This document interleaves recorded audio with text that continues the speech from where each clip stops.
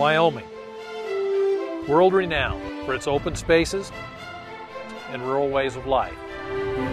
Our state is also a place where innovation and homegrown solutions are resolving sage-grouse issues to ensure a conservation legacy for future generations. There were declines in bird populations, declines in habitat, and the threats to sage-grouse continued to mount. When you look at the amount of the landscape in Wyoming that's inhabited by sage-grouse, a listing could be hugely detrimental to our state's economy, our way of life, and all of the people that live in this state. Therefore, Wyoming has implemented a win-win solution called the Sage-Grouse Core Area Strategy. And we have a strategy that is going to allow for a robust population of sage-grouse, certainly help on habitat issues, and at the same time allow us the opportunity to develop our minerals, to have a strong tourism sector and a strong ag sector, with everyone recognizing that the goal was to prevent a listing. What we did is form the sage-grouse implementation team under the auspices of the governor's office and brought together the oil and gas industry, agriculture, conservation interests, county commissioners, and all of the different agencies, federal, state, and otherwise, that had a stake in the ultimate outcome of sage-grouse. Our strategy directs conservation to core areas containing 86% of the birds within 24% of Wyoming's land base. Development inside cores is limited to 1 well pad per square mile on average, with a 5% cap on total disturbance. Policy steers additional development to less impactful places. At the end of the planning, we ended up with protection of 83% of the sage-grouse within the core areas in the state of Wyoming. But it also gave us confidence outside of the core area that we could develop more flexibly. Wyoming's economy is based largely on energy development. We've got to ensure we've got a solid, stable, long-term oil and gas industry in Wyoming. The strategy means everything from the industry perspective. The fact that we were at the table early, protecting the jobs that we bring to Wyoming, protecting the habitat that we utilize in our private lives is incredibly important to Encana and the oil and gas industry. The strategy does not address fragmenting effects of residential development.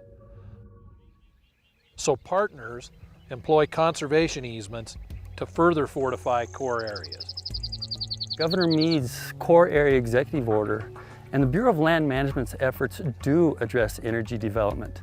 And they provide that umbrella under which we can bring these conservation easements to fruition and collectively address what is a very complex issue.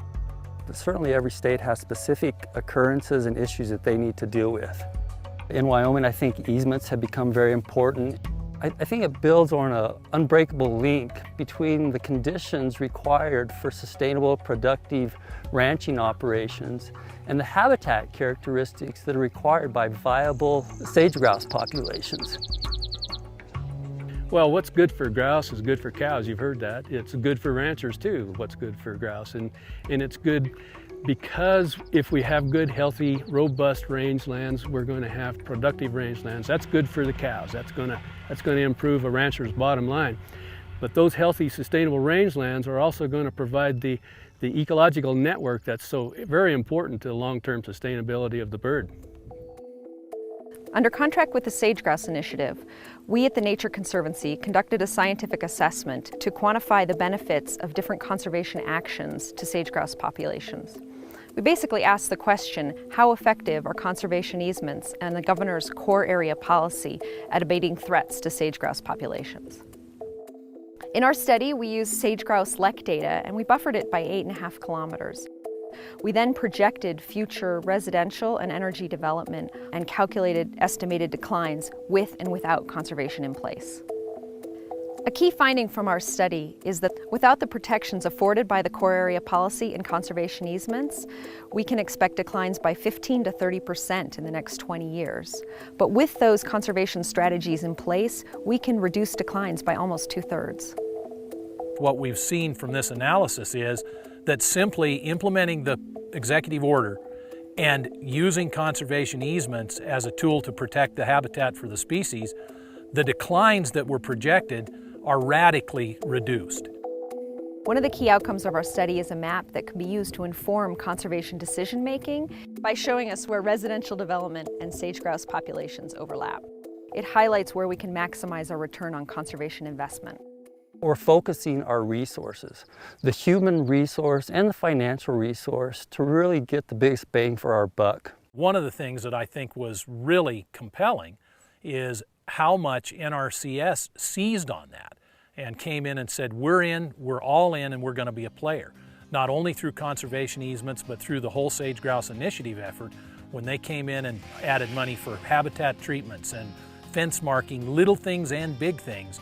That really kind of brought this up to a different level than what a lot of people thought it would be. It is a complete paradigm shift from other at-risk species conservation efforts, which historically have been top-down and regulatory in nature. I think all of us are tired of sort of fighting this in the court systems and letting individual judges decide our future and our fate when we know the land and we know the species better than they. So what we've done is transferable. It's not only transferable to other states and other landscapes, it's transferable to other species. It is a way of having communities invested in conservation of those things in their backyard, and there is no better way to do this than to allow them to do it themselves.